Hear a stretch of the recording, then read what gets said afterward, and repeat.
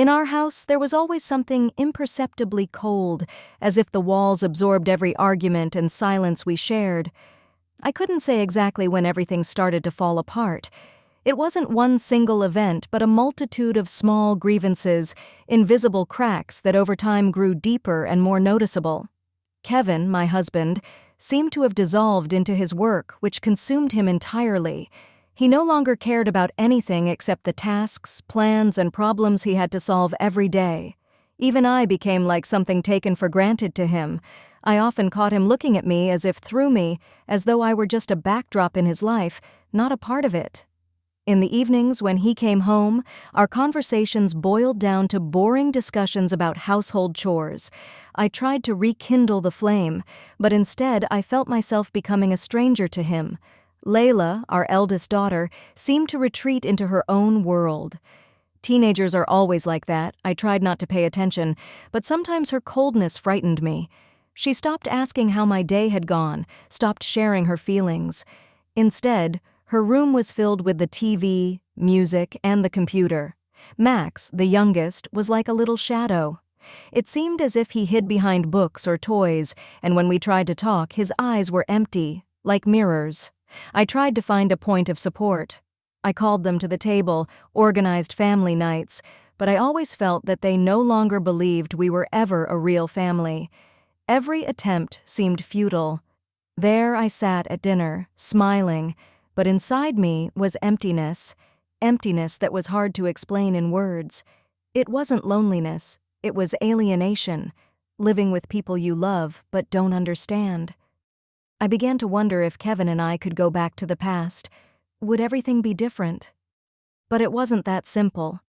We couldn't return what we had, and perhaps we never would. When Roger appeared in the doorway, I felt a strange tension. He had always been kind and hospitable, but something in his gaze had changed. It was more than just curiosity. It was an unconscious insistence that I could feel in his presence. I saw him, an old man with graying temples, yet his eyes still held that familiar spark, that vibrant energy. Roger was the kind of person who knew how to listen, and it seemed like I hadn't really spoken to anyone, except Kevin, who had become more and more withdrawn. He immediately noticed how I looked in the old dress I had bought a few years ago, when I still felt beautiful. Roger, in his own way, said something like, "You've always been elegant. It's just that this dress doesn't suit you." I blushed. It was unexpected, not because he insulted me. On the contrary, his words made me feel that I could still be attractive, that someone saw me not just as a wife or mother. It seemed at first glance like a small moment, but for me, it was enormous. The attention I hadn't felt in so long sparked within me, like a spark. And that spark didn't disappear. Kevin was in his room, spending yet another evening with his tablet, while Layla was in hers, absorbed in music. Max, as always, was hiding somewhere in the house. That gave me time to talk to Roger. He told funny stories from his youth, about how he and Kevin built the summer house, about how he and his wife traveled around Europe. I listened, feeling how the awkward silence that usually filled my evenings began to disappear. We laughed, and then I noticed how his gaze grew a little more insistent, how he almost couldn't tear his eyes away from mine, not even trying to look elsewhere. I sensed something had changed, but I couldn't quite understand what. We sat down to dinner, and I noticed that Kevin didn't even pay attention to me and Roger, to the way we were interacting. He was so absorbed in his thoughts that he didn't even notice the tension between us. I caught myself thinking that this moment was something more to me than just a meeting with my husband's relative. Evening came, and I realized that everything was changing again. Roger suggested we go to the country house for the weekend, the place where Kevin and he had once built the summer house, a place full of memories. I agreed. It was yet another moment where I could try to fix what had been so deeply broken. But as we drove there, I felt something new beginning to emerge between me and Roger, something not entirely clear, but already undeniable. It wasn't just his attention, but some hidden interest that was becoming not just unexpected, but unsettling. I felt that I had no choice but to exist in this space, which was gradually becoming unfamiliar. In the house, where there was no one but us, I began to realize how much my perception of everything around me had changed. Kevin, as usual, was absorbed in his own business. He seemed unaware of how I was beginning to pay more and more attention to Roger. Layla had retreated into her room, consumed by her own thoughts and activities. Max, as always, was somewhere in the house, distant, in his little world. It was just me and Roger left alone, and his presence was becoming more and more palpable. Sometimes it seemed to me that even the air in the room changed when he came closer. I couldn't shut myself off from this feeling. At one point I was standing in the kitchen when Roger came up and, by accident, touched my hand, saying something like, "You always pay so much attention to details, it's amazing." I felt his voice sink into me, how his words, like a spark, touched something in my soul that had long been extinguished. When he said that, I almost forgot where I was. My body responded to that touch, to that attention, and there was no shame, no desire to stop. I was afraid that at some point, if this continued, I wouldn't be able to turn back. All of this was happening so gradually that I didn't notice how I was crossing boundaries. I became scared, but at the same time, I felt something new beginning to grow inside me. I couldn't understand what it was, desire, anxiety, or just despair. But I knew that it was changing me. And this process was inevitable. That evening was one of those when everything seems possible, and everything is simultaneously falling apart. We were sitting in the living room talking as usual about trivial things, but the words seemed to lose their meaning. I don't know exactly what led to the moment when I found myself alone with Roger, and his gaze became so insistent. Maybe it was the feeling of alienation that had filled me more and more each day in a house where it seemed no one noticed me. Or maybe it was just the unbearable desire to feel alive. Kevin had gone to another part of the house, and the silence around us became almost palpable. We sat close together, and his conversations became more personal. Roger spoke of old times, recalling how often he and Kevin had sat together in this house, how everything had been different when we had youth, passion, when everything seemed simple and real. His voice was low, calm, and seemed to penetrate the deepest corners of my soul. There was something incredibly soothing and pulling in it that made me lose track of time. I felt protected in his company, like never before.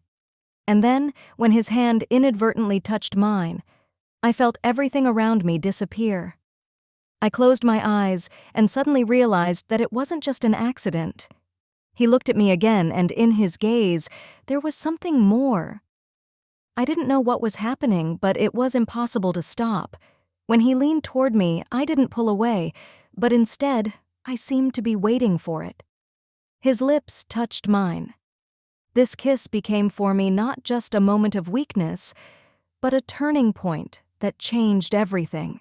Morning came too quickly, and with it came the uneasy silence that filled the house like a thick fog. The room was quiet, too quiet, and with a beating heart I waited to see what would happen next. Kevin was still distant, absorbed in his thoughts, while Layla, as always, kept her distance.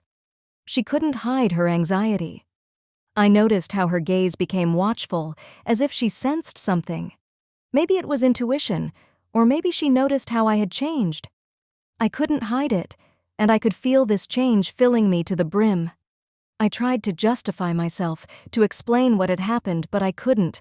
With each moment, as I looked into Layla's eyes, I felt how she was peering into my soul, understanding more than I would have liked. It seemed as though she could see what I was desperately trying to conceal. Her silence spoke louder than any words. She didn't ask, but her gaze was full of questions. I tried to convince myself that it wasn't important, that she hadn't figured it out, but deep down, I knew I couldn't fool her. With each passing day, it became harder to keep up the mask.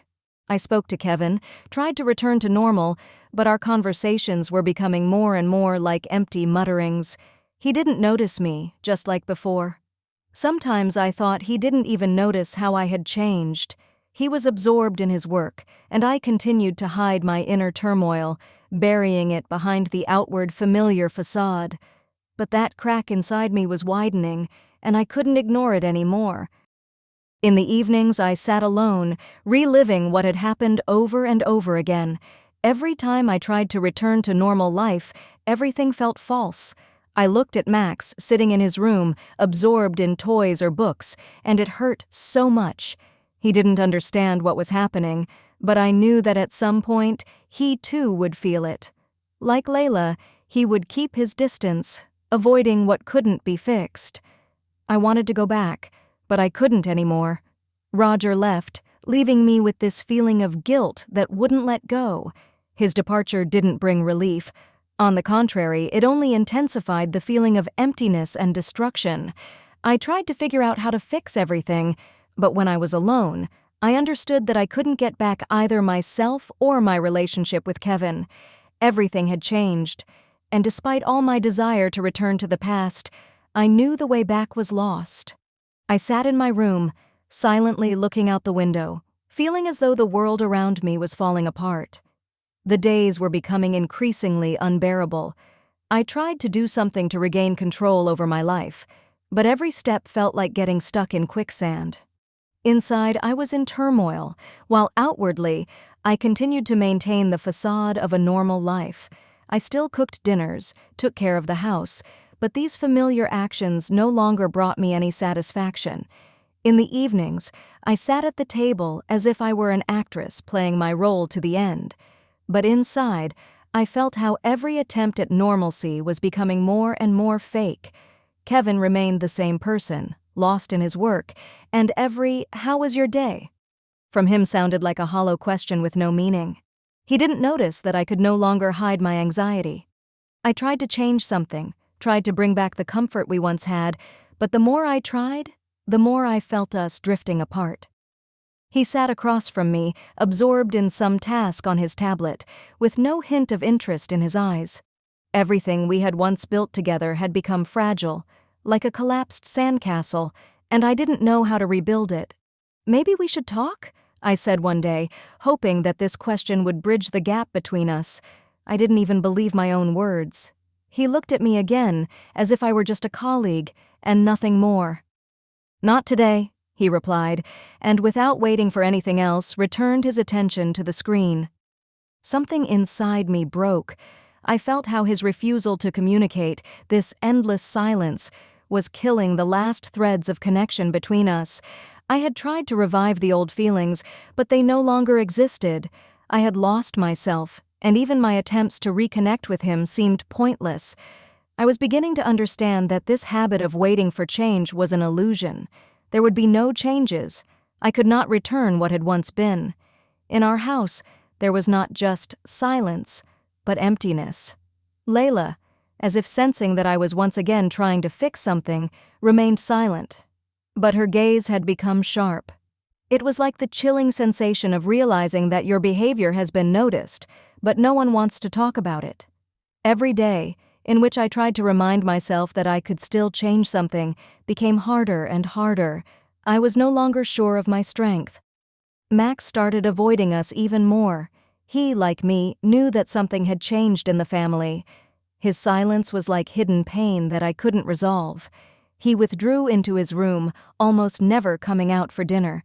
I tried to talk to him, but it felt like speaking to a blank wall. That dinner I had organized became my last chance, but it was as fruitless as all the previous attempts. We sat at the table in silence, and I tried to keep the conversation going, but there was something foreign in it, as if we were no longer a family.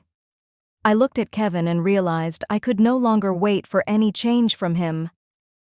I thought I could fix something, but instead, I felt something finally falling apart. My role in this house no longer mattered. I tried to fix everything on my own, but I realized that deep inside, I no longer had the strength to fight. At that dinner, I finally understood that I couldn't restore our old relationship. We had all become strangers to each other, and I didn't know how to bring back the love that had once been real. When it seemed like everything was already lost, I began to search for answers within myself. I realized that I could no longer continue as I had before. My life had turned into a series of survivable days, leaving me no chance to return to myself. It was the moment when I understood that I could no longer live with the false illusions I had built for so long. I began to realize that both Kevin and the kids, all of them, had become nothing more than a backdrop against which I was gradually disappearing. Trying to maintain the facade of a normal life, I was losing my own identity more and more. I made an appointment with a therapist. It was a difficult decision, but perhaps the only right one I had made in a long time. I could no longer sit in this house, watching everything fall apart, hoping that one day something would change. I couldn't keep living this self-deception. I desperately tried to find myself, though I knew it wouldn't be an easy process. The therapist listened to me and remained silent, giving me time to express my feelings. It was incredibly hard, but with every word, I felt a heavy stone lifting from my chest.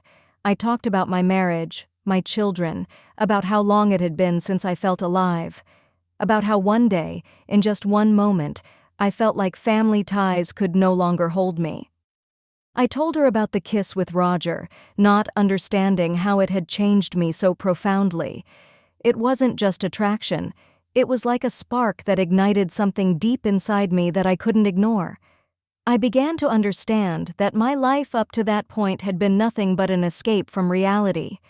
I had hidden in this marriage, in the role of wife and mother, trying to run away from something I couldn't face, that I didn't really know who I was. I had built my life around other people, around their needs and expectations, forgetting my own desires and feelings. I was losing myself, step by step. In the therapist's office, I felt for the first time in a long time that I could be honest with myself. I realized that everything I had experienced wasn't just the result of my desires and passions. It was also my deep alienation from myself, my inner loneliness and fear of change. I understood that maybe I couldn't return my life to what it once was, but I knew I could begin to rebuild myself. I had to learn to be honest with myself and with those around me. I couldn't immediately rebuild my relationship with Kevin. It was too difficult. But I already knew that my steps needed to be focused inward. I started to look for myself in things I enjoyed, in books, in hobbies, in activities that truly interested me. I was learning to feel alive again, stopping hiding from my own emotions and needs. The therapist helped me realize that I no longer had to depend on the opinions of others, and I didn't have to justify my mistakes. I was ready to admit that I had been wrong. I was ready to forgive myself and move forward. And although the path to recovery was hard and painful, I felt that with each day I was beginning to bring my life back. The process of recovery was painful, but it became a necessary step to free myself from the chains I had created for myself. Months passed. I no longer looked for answers in Kevin's eyes, nor waited for the look that was once full of love and care. I had learned to let go, not only of him, but also of my own illusions. I wrote a letter to Kevin. I don't know why I decided to do it now. I needed to express everything that had been weighing on my heart, as if I were searching for justification or forgiveness. I didn't expect this letter to change anything. It was more of my personal farewell, my step into something new, toward myself. I wrote that I understood how I had been wrong, how I had walked down a false path for so long, hiding from reality. I wrote that, maybe someday, I would be able to forgive him for becoming so distant, and perhaps even forgive myself for allowing all of this to happen. But I understood that this wasn't what mattered. The letter couldn't bring back the past, or what had been lost. There was something liberating about it, like acknowledging my own weakness and strength at the same time. And I realized that forgiveness wasn't something I could expect from others. It was something I had to give myself. A few days later, I ran into Kevin by chance at a cafe. He was sitting at a table with a cup of coffee, looking as though nothing had happened. His gaze was empty, as if he too had left everything in the past, but with the difference that, for him, it remained simply forgotten, while for me, it was unfinished. We exchanged a few words, but in that moment I realized that it no longer mattered. I wasn't waiting for him to feel anything, and I wasn't trying to win him back. In that brief, silent look, I understood that each of us was now walking our own path. My life had changed, and despite all the pain, I began to feel freedom. I had learned to live without expectations, without hoping that everything would fall back into place. I realized that the most important thing was to be honest with myself, to accept my mistakes, and to move forward. I no longer tried to please everyone around me. I no longer looked for meaning in others. I began to understand that true freedom comes not from what you achieve, but from what you're willing to let go of.